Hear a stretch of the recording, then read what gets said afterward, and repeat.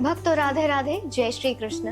मैं श्री किशोरी भगवान श्री कृष्ण और माँ राधा रानी के श्री चरणों में कोटि कोटि नमन करते हुए स्वागत करती हूँ आप सभी लोगों का अपने YouTube चैनल पर। भक्तों, आज का जो वीडियो है वो बड़ा ही विशेष होने वाला है, क्योंकि आने वाली 8 मई 2025 को एक अत्यंत महत्वपूर्ण एकादशी है।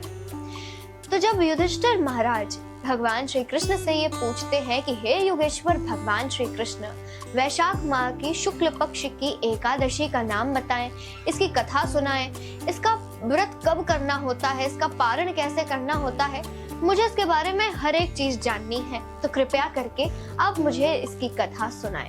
तब भगवान श्री कृष्ण मुस्कुराते हुए कहते हैं कि ये एकादशी मुझे अत्यंत प्रिय है और इसका नाम है मोहिनी एकादशी।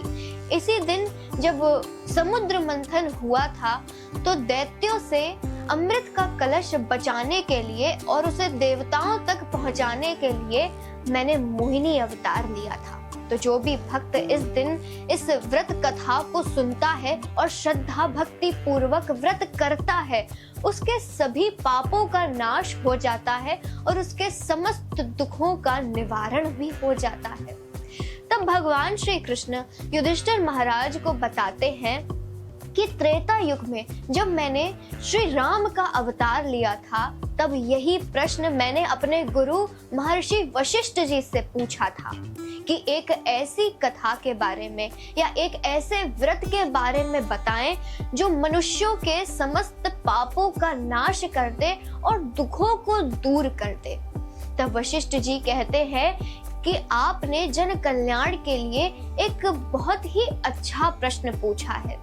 तब वशिष्ठ जी श्री राम को मोहिनी एकादशी की कथा के बारे में बताते हैं। महर्षि वशिष्ठ जी बताते हैं, सरस्वती नदी के तट पर एक भद्रावती नाम का नगर बसा हुआ था, जहाँ पर एक चंद्रवंशी राजा राज्य करते थे और वो बड़े ही अच्छे राजा थे, प्रतापी राजा थे।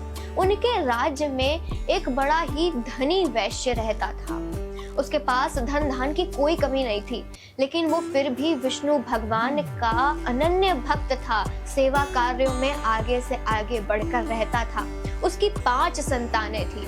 उसकी जो 4 संतानें थी वो बड़े ही अच्छी थी, बिल्कुल अपने पिता की तरह अच्छे कामों में लगी रहती थी। लेकिन जो उसका 5वां पुत्र था वो अत्यंत कर्कश स्वभाव का, अत्यंत दुराचारी था। वो कभी भी किसी का हित नहीं चाहता था, चोरी करता था, शराब पीता था, अभक्ष पदार्थों का सेवन करता था और बुरी संगत में भी रहता था। तो जब उसके पिता को ये सारी बातें पता चली तो उन्होंने क्रोध में आकर के अपने 5वें पुत्र को अपने घर से बाहर निकाल दिया। और जब निकाल दिया तब वो चोरी भी करने लगा और एक दिन तो उसने राजा के ही महल में चोरी कर ली। जैसे ही राजा को ये बात पता चली तो राजा ने उसे राज्य से ही निकाल दिया। अब जब राज्य से निकाल दिया तो वो जंगल में जाकर के रहने लगा और वहां पर जानवरों को मार कर खाता था और बड़ी ही बुरी तरह से अपने जीवन का निर्वाह करता था। एक दिन गंगा नदी के तट पर वो गया। वहां पर एक कौंडिन्य नाम के ऋषि स्नान कर रहे थे। तो जब वो ऋषिवर स्नान करके आए तो उनके गीले वस्त्रों की कुछ छींट उस व्यक्ति के ऊपर पड़ी। तो जैसे ही एक सिद्ध पुरुष के, एक संत के वस्त्रों के, गीले वस्त्रों के छींट उस व्यक्ति पर पड़े तो उसका हृदय परिवर्तित हो गया। उसको इस बात का आभास होने लगा कि उसने अपने जीवन में कितना गलत काम किया है। वो तुरंत उन ऋषिवर के पास जाता है और उनके चरणों में गिर करके रोने लगता है। उनसे कहता है कि मैंने अपने जीवन में बहुत पाप किए हैं, अब मैं आपकी शरण में आना चाहता हूँ। अब आप मुझे बताइए मैं ऐसा क्या कार्य करूँ, भगवान की कैसे भक्ति करूँ कि मेरे समस्त पापों का नाश हो जाए और ईश्वर मुझे स्वीकार कर ले, मेरे सभी दुखों का नाश हो जाए। तब वो मुनिवर कहते हैं कि वत्स तुम परेशान मत हो, वैशाख माह की शुक्ल पक्ष की एकादशी आ रही है जिसका नाम है मोहिनी एकादशी। अगर तुमने इस व्रत का अच्छे से पालन कर लिया, भगवान का भजन कर लिया, जागरण कर लिया, तो तुम्हारे समस्त पापों का नाश हो जाएगा और दुखों का निवारण हो जाएगा। इसीलिए जाओ, इस एकादशी का जितनी भी श्रद्धा भक्ति पूर्वक तुम पालन कर सको अवश्य करना, तुम्हें इसका फल अवश्य प्राप्त होगा। वो व्यक्ति ऐसा ही करता है और बड़े ही प्रेम पूर्वक पूरे नियम के साथ मोहिनी एकादशी का पालन करता है और फिर उसका पारण करता है और फिर उसके बाद से वो सदैव भगवान के चिंतन में ही बैठा रहता था। और फिर क्या आप जानते हैं उसके अंत में क्या हुआ?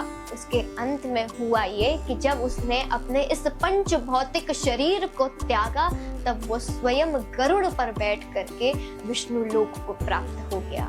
मित्रों, इस कथा से आप सभी लोग ये आसानी से समझ सकते हैं कि ये जो कथा है, ये जो एकादशी है, ये कोई साधारण नहीं है। इसीलिए आप भी पूरी निष्ठा के साथ, पूरी श्रद्धा भक्ति के साथ इस एकादशी का पालन अवश्य करें। और यदि आपका स्वास्थ्य ठीक ना हो तो आवश्यक नहीं है कि आप व्रत करें, आप भगवान का भजन कर सकते हैं, फलाहार कर सकते हैं, लेकिन इस दिन विशेष रूप से आप भगवान के लिए कुछ समय अवश्य निकालिएगा। और एक और महत्वपूर्ण बात मैं हर बार आपको बताती हूँ, लेकिन इस बार मैं फिर बता देती हूँ कि एकादशी के दिन माता तुलसी का स्पर्श करना वर्जित होता है। आपको उस दिन माता तुलसी का स्पर्श नहीं करना चाहिए, ना ही उन्हें जलादि अर्पण करना चाहिए। संध्या के वक्त आपको बस एक घी का दीपक उनके सामने जलाना है। और यदि आपको भगवान का भोग लगाने के लिए तुलसी दल चाहिए हो तो एक दिन पहले ही उसे तोड़ करके रख लें। आशा करती हूँ कि आप पूरी निष्ठा के साथ इसका व्रत अवश्य करेंगे। और भक्तजनों, आप सभी लोगों को ये व्रत रखना है 8 मई 2025 को। इसके पारण का समय है 9 मई 2025 को सुबह 5:34 से लेकर के 10:03 तक का। आशा करती हूँ कि आप सभी लोग इस एकादशी को उत्सव की तरह अपने पूरे परिवारजनों के साथ, प्रियजनों के साथ मनाएंगे। मैं ईश्वर से प्रार्थना करती हूँ कि उनकी कृपा दृष्टि हम पर हमेशा बनी रहे और हम यूं ही भगवान का भजन करते रहें, जरूरतमंदों की सेवा करते रहें। ईश्वर के कृपा के हम सदैव विशेष रूप से पात्र बने रहें। और हाँ भक्तों, एकादशी वाले दिन दान का भी बहुत महत्व होता है, तो आप अपनी सामर्थ्य के अनुसार दान अवश्य करिएगा। तो चलिए भक्तों, मिलते हैं अगले वीडियो में। जय श्रीमन नारायण, जय श्री कृष्ण, राधे राधे।